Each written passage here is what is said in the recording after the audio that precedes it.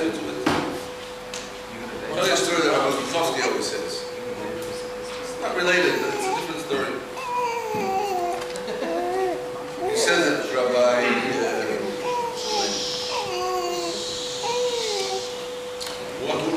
Shmuel Chayfer, his son now runs the Yeshiva. Shmuel Chayfer ran the Yeshiva for many years. Once he was by the Rebbe, I forgot when he was the Shmuel a certain time. The Rebbe was waiting for something.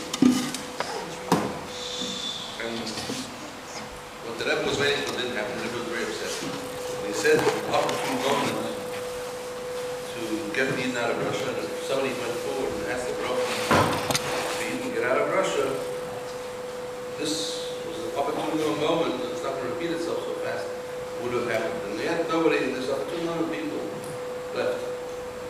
There's a few times like this, there's opportune moments. Gedola, I think, Purim, which is both. The Rebbe said that those who want to should raise their hand. 3 people raised their hand. I'm not, I don't do Shalish. Chof Cheshvan was a thing as a mistake. Yeah. So the Rebbe was very upset. So now was an opportunity. People are complaining they have difficulties. And now it's a Shasakosha, and now everyone become very Chassidish. There's a certain time of Shasakosha. But here, I remember, I heard about it, was one of the thoughts that was time. He that always then said, ask the bracha for the Rosh Hashanah, because he didn't want to, the Rebbe, ask the bracha for the Rosh Hashanah. Well, to ask the bracha, you know, guys are afraid to ask the bracha. He came over to me in Melbourne yesterday. Shul, hey, give me a bracha. Give me a bracha. Why did I give him a bracha? I'll tell you why. Because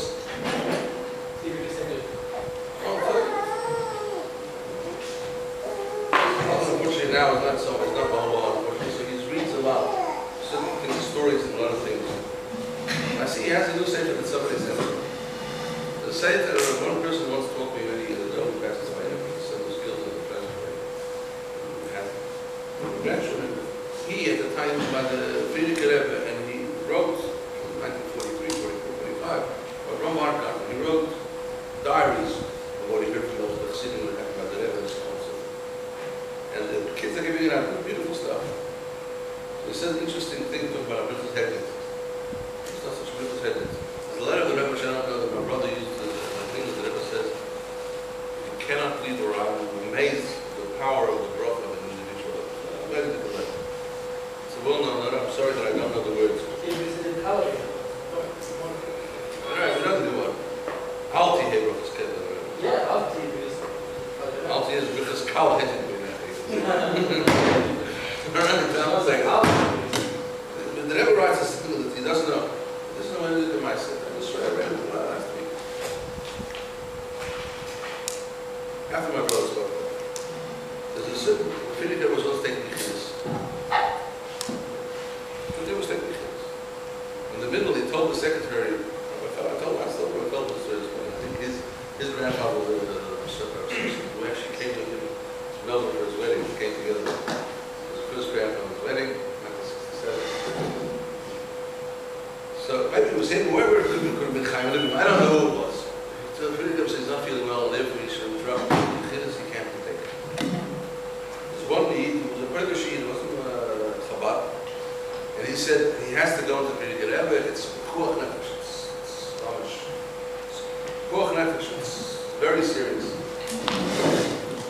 So they were not sure, so the Rebbe said no, so they asked the Friedrich Rebbe, could you let him come in?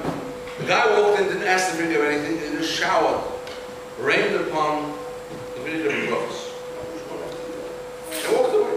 That's what he did. The Friedrich Rebbe asked the secretary, then tell me, what's this guy's name and his mother's name? And he said, he was Machayim. Send him the night, send him the rest of the stuff.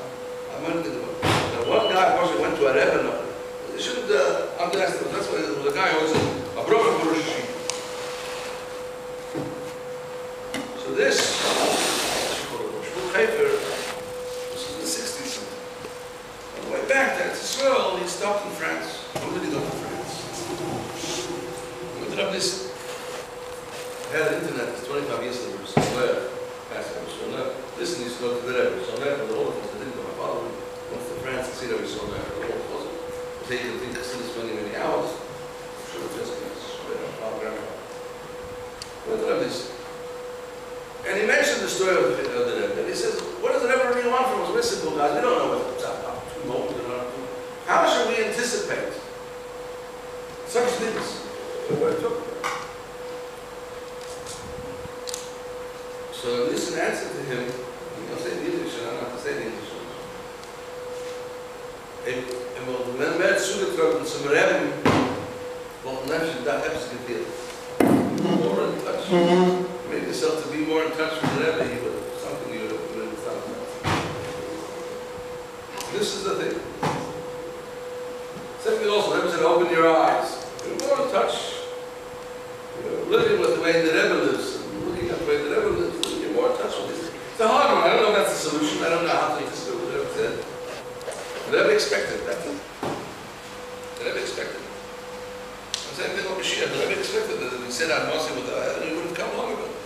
When he say, I said, Recht, that's nicht kommen morgen here, we know Recht means it's acceptable. Not the end of the world. One of the saying that, I don't know, it's in the sun, it's not a train smash. In Australia, they also say it's not a train smash. America, it's not a train smash. We've accustomed, accumulated ourselves to go.